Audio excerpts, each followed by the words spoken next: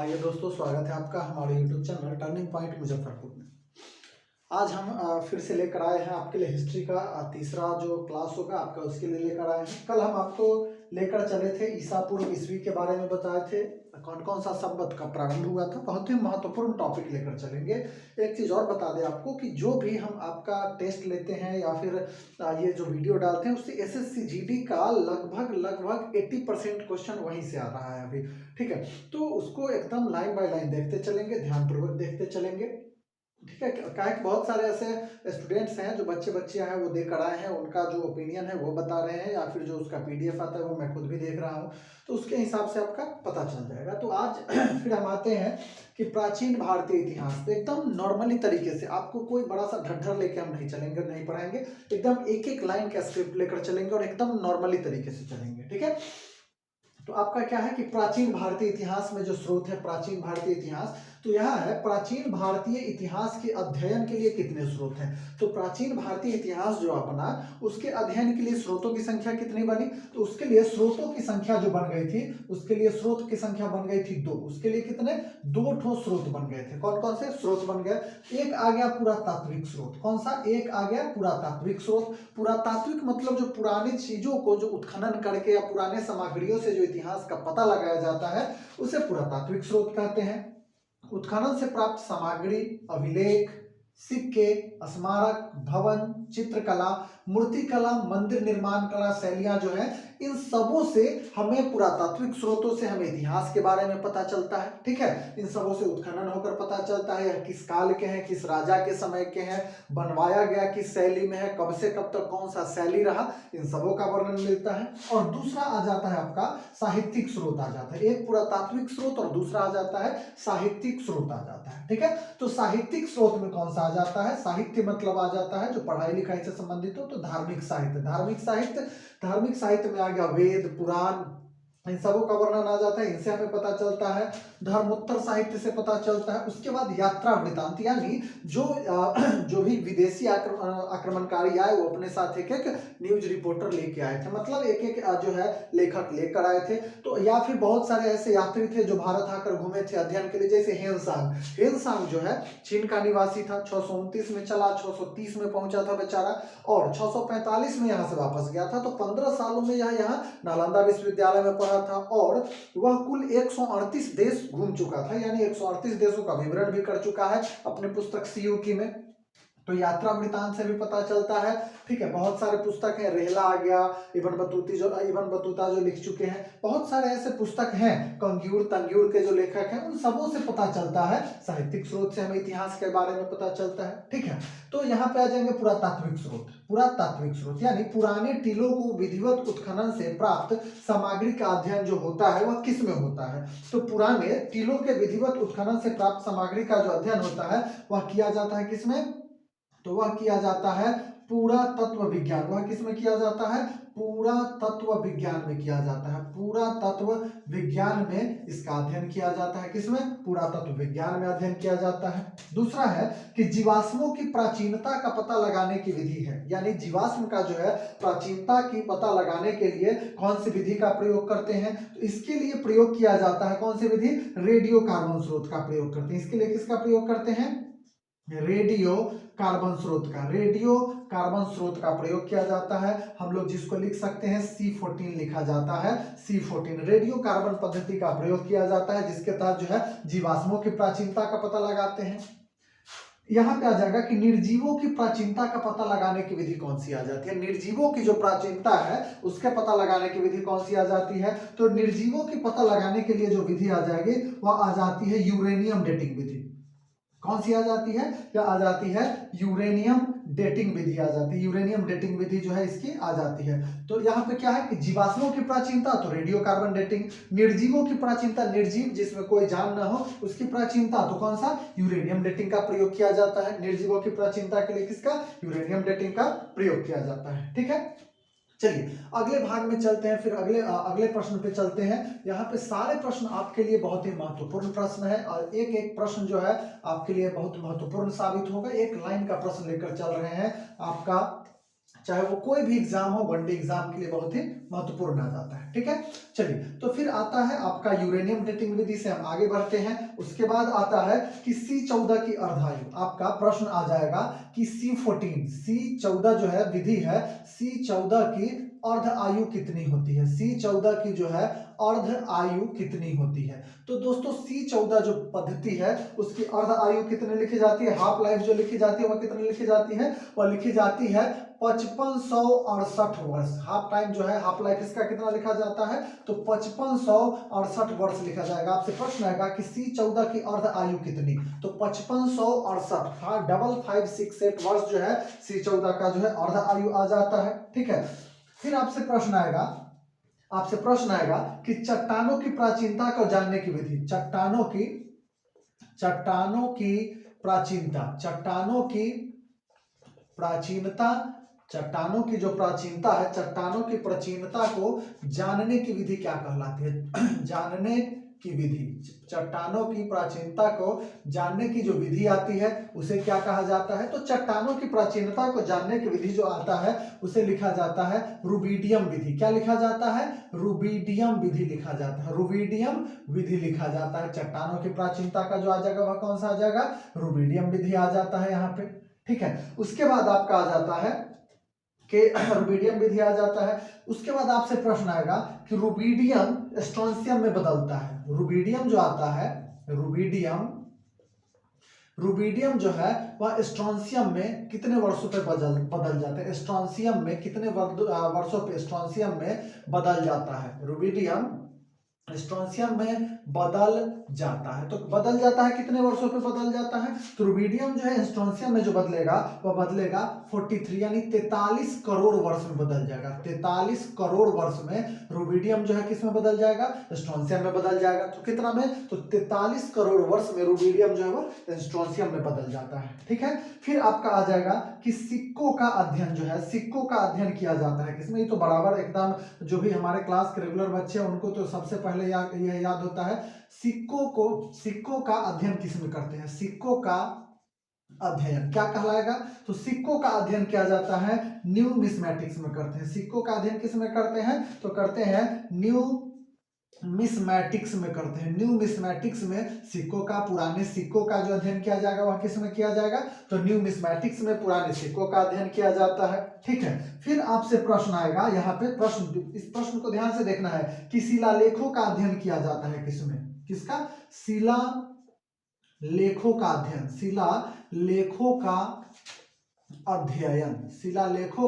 अध्ययन किस में किया जाता है। तो दोस्तों शिलालेखों का जो अध्ययन आ जाएगा वह किस में आ जाएगा, तो आ जाएगा एपिग्राफी में आ जाएगा। शिलालेखों का जो अध्ययन आ जाएगा एपिग्राफी में आ जाएगा, शिलालेख का अध्ययन जो आ जाएगा। फिर आपसे आ जाएगा कि अभिलेखों का अध्ययन किस में करते हैं, अभिलेखों का, शिलालेखों के अलावा फिर अभिलेखों का अध्ययन जो करते हैं, अभिलेखों का अध्ययन वह किस में करते हैं, तो अभिलेखों का अध्ययन जो किया जाता है वह किया जाता है पैलियोग्राफी में किया जाता है। किस में किया जाता है, पैलियोग्राफी में किया जाता है। अभिलेखों का जो अध्ययन आ जाएगा वह अभिलेखों का अध्ययन पैलियोग्राफी, शिलालेखों का अध्ययन एपिग्राफी में आ जाएगा, सिक्कों का अध्ययन तो न्यूमिस्मैटिक्स में आ जाता है, सिक्कों का जो अध्ययन आ जाता है। फिर उसके बाद आपसे प्रश्न आएगा कि इतिहास अध्ययन में सर्वाधिक प्रामाणिक है कौन सा। आपसे प्रश्न आएगा कि इतिहास अध्ययन में जो आ जाएगा, इतिहास अध्ययन में सर्वाधिक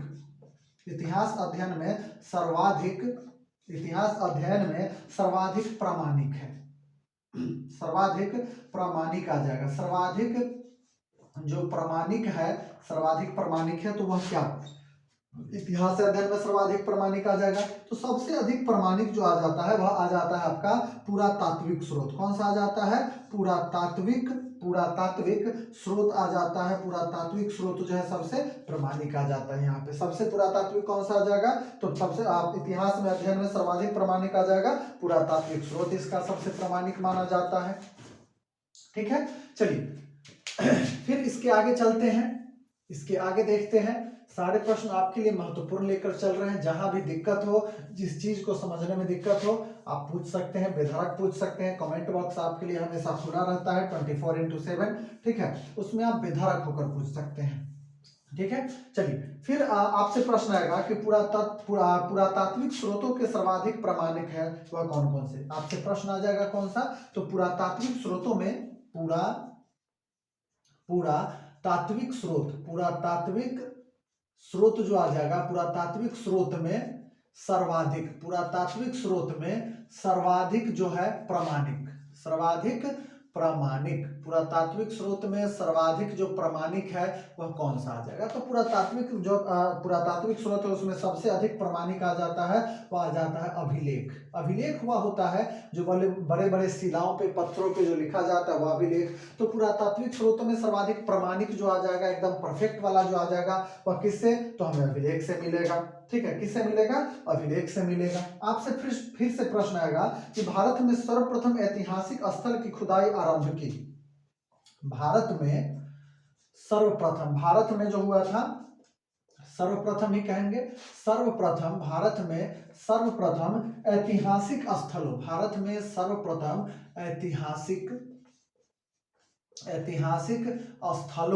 भारत में सर्वप्रथम ऐतिहासिक स्थलों, की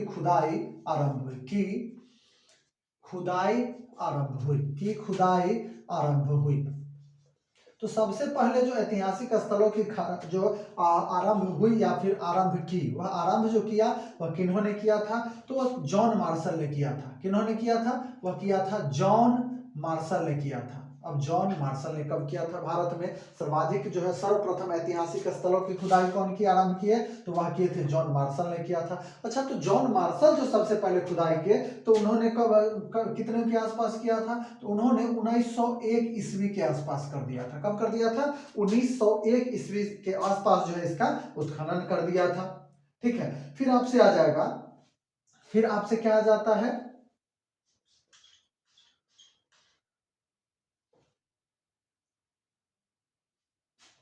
40,000 से 20,000, 40,000 से 20,000 वर्ष पूर्व, 40,000 से 20,000 वर्ष जो पूर्व आ जाएगा, पूर्व के पत्थर, 40,000 से 20,000 वर्ष पूर्व के जो है वह पत्थर, 40,000 से 20,000 वर्ष पूर्व के पत्थर के खुरदरे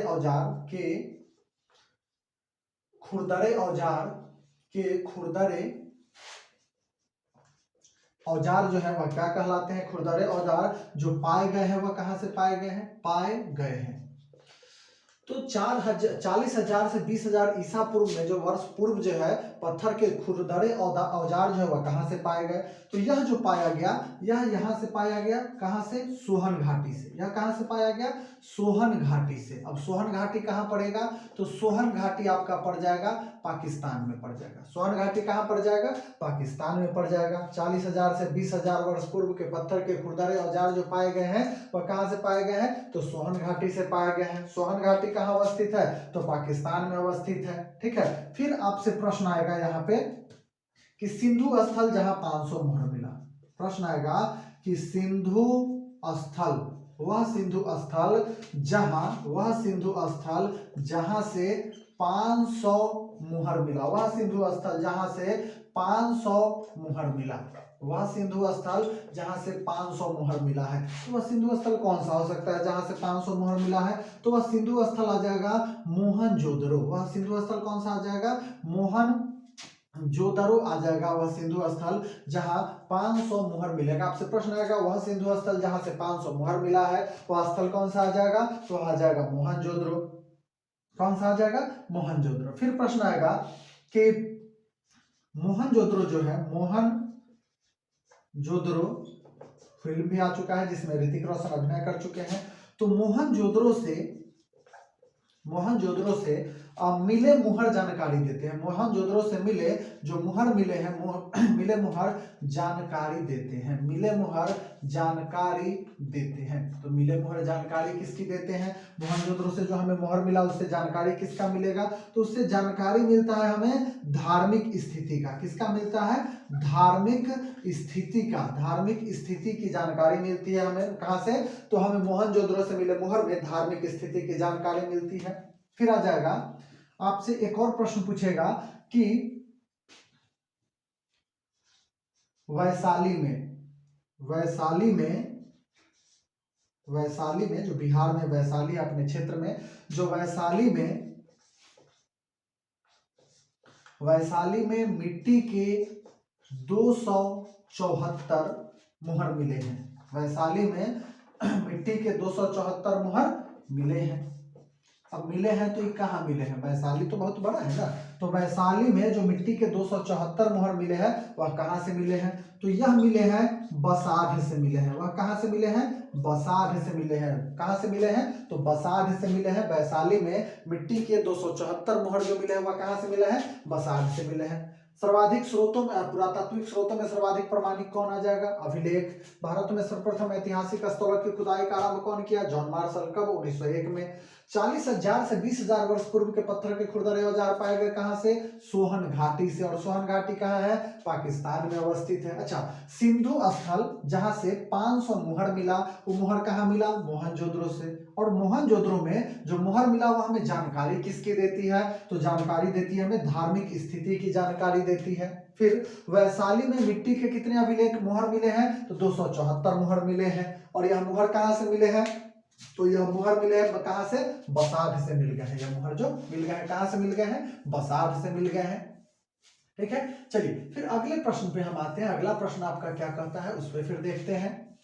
एकदम एक एक लाइन का प्रश्न हम आपके लिए लेकर चल रहे हैं, बहुत ही आसान तरीके से। बहुत ही जल्द आपके लिए एक सेगमेंट करंट अफेयर्स का भी रखेंगे। 10 मिनट का, 10 मिनट से कम का ही रखेंगे, जिसमें 15 से 20 प्रश्न प्रतिदिन का करंट अफेयर्स का अपडेट हम आपको कराते चलेंगे। चलिए आगे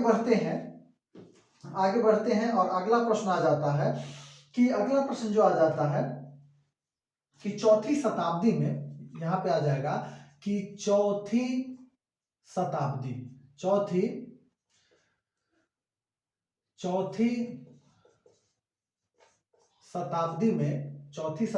है, चौथी शताब्दी में वैशाली में, चौथी शताब्दी में क्या हुआ था? चौथी शताब्दी में वैशाली में व्यापारी, चौथी शताब्दी में वैशाली में व्यापारी, साहूकार, व्यापारी के बाद साहूकार एवं, व्यापारी के बाद कौन सा? साहूकार एवं माल ढोने वाले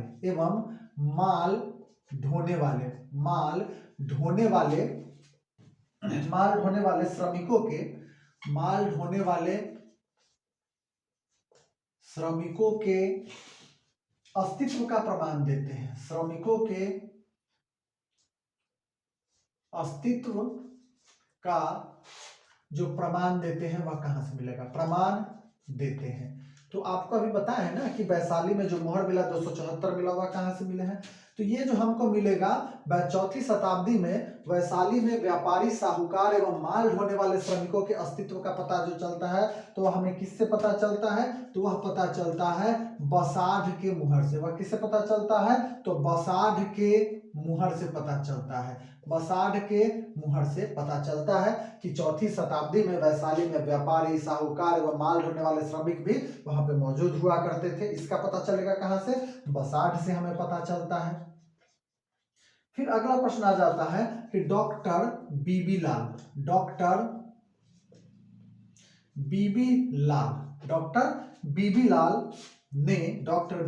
ने महाभारत युद्ध का समय, डॉक्टर बीबी लाल ने महाभारत युद्ध, डॉक्टर बीबी लाल ने महाभारत युद्ध का समय बताया। डॉक्टर बीबी लाल ने महाभारत युद्ध का समय बताया। तो समय जो बताया वह कब लड़ा गया, डॉक्टर बीबी लाल ने जो समय बताया कि महाभारत युद्ध का जो समय हुआ वह कब हुआ था, तो महाभारत युद्ध जो उन्होंने बताया उनके अनुसार 900 ईसा पूर्व में, उनके अनुसार 900 ईसा पूर्व में महाभारत युद्ध लड़ा गया। और यह कहां से लड़ा गया, तो इसका पता कैसे चला, तो इसका पता चला हस्तिनापुर। किससे, हस्तिना, इसका पता वहां इनको जो है कैसे पता चला, जब हस्तिनापुर का उत्खनन हो रहा था, हस्तिनापुर उत्खनन से, हस्तिनापुर उत्खनन से पता चलता है। ठीक है, डॉक्टर बीबी लाल ने महाभारत युद्ध का समय बताया कितना, 900 ईसा पूर्व। कहां से, तो हस्तिनापुर उत्खनन जब हुआ उसके हिसाब से इन्होंने बताया था कि हस्तिनापुर जो है महाभारत युद्ध जो है 900 ईसा पूर्व में। अच्छा, आपसे प्रश्न आएगा कि महाभारत युद्ध कितना दिन तक लड़ा गया, तो महाभारत युद्ध जो लड़ा गया था वह 18 दिन तक लड़ा गया था, लगातार 18 दिनों तक लड़ा गया था।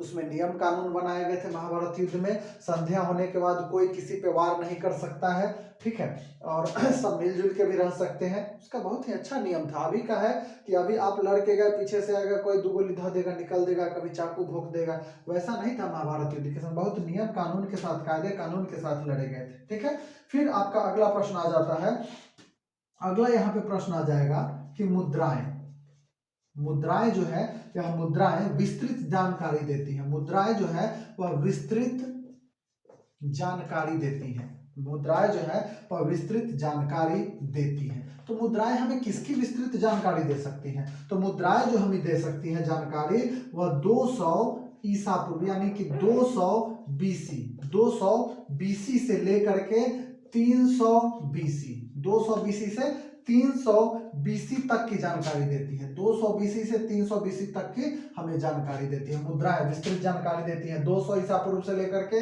300 ईसा पूर्व तक की जानकारी हमें देती है। कौन देती है, तो मुद्राएं हमें विस्तृत जानकारी देती हैं। फिर आपका प्रश्न आ जाएगा कि सिक्के महत्वपूर्ण जानकारी देते हैं। सिक्के जो है, ये जो सिक्के हमें मिले, तो सिक्के महत्वपूर्ण जानकारी देते हैं, महत्वपूर्ण जानकारी देते हैं, सिक्के महत्वपूर्ण जानकारी देते हैं। तो सिक्के जो हमें महत्वपूर्ण जानकारी देते हैं वह किसके बारे में, सिक्के जो मिलते हैं वह किसके बारे में हमसे सबसे ज्यादा जानकारी देते हैं, तो हमें सबसे ज्यादा जानकारी देते हैं हिंद यूनानी। हमें किसके बारे में, हिंद यूनानी, किसके बारे में, हिंद यूनानी की जानकारी देते हैं। सिक्के जो है सबसे अधिक हमें किसकी जानकारी देते हैं, तो हिंद यूनानी की जानकारी देते हैं। ठीक है, थोड़ा सा कम दिख रहा होगा अगर, तो आप पूछ सकते हैं कमेंट बॉक्स में। एक्चुअली क्या है कि इसका जो है इंक थोड़ा सा लो हो गया है, इसके कारण। ठीक है, तो आज आपके लिए क्लास इतना रहेगा। यहाँ तक में अगर आपको कोई दिक्कत होगा तो आप हमसे पूछ सकते हैं, बेधड़क कमेंट बॉक्स में पूछ सकते हैं। ठीक है, तब तक के लिए धन्यवाद, जय हिंद।